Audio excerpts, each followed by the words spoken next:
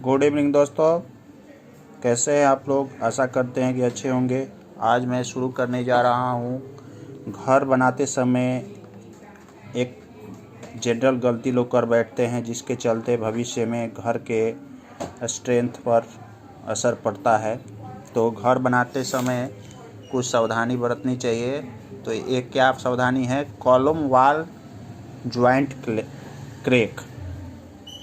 मान लीजिए ये वाल है,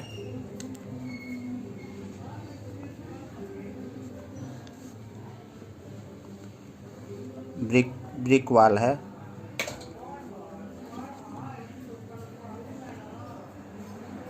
क्रिक ये आपका ब्रिक वाल हुआ।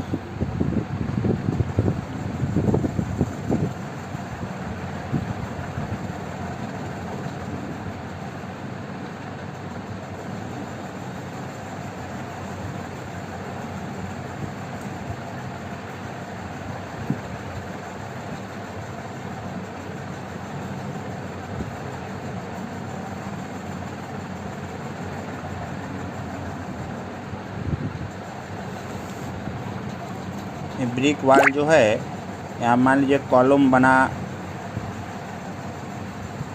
पहले से बना है और ब्रिक वाल इससे हम जोड़ रहे हैं। तो कॉलम जो होता है वो चिकनाई वाला, मतलब चिकना होता है। इसका सतह जो बनता है सीमेंट से चिकना होता है। और इस पे आप मान लीजिए पहले से एक कॉलम बना है और इसमें एक ब्रिक वाल उसे सटा कर आप जुड़ाई करने लगे,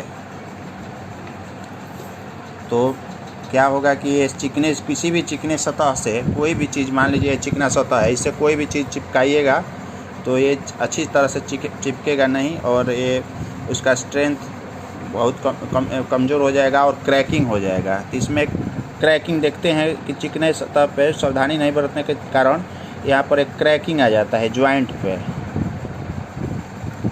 इस ज्वाइंट पर क्रैकिंग आने लगता है।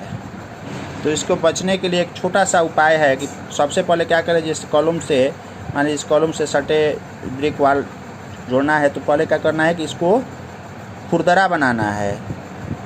थोड़े से इसको खुरदरा, थोड़ी दूर पर टिकाई इसको आम भाषा में बोला जाता है। कहीं खुरदरा, यहाँ खुरदरा कर दिया जाता है।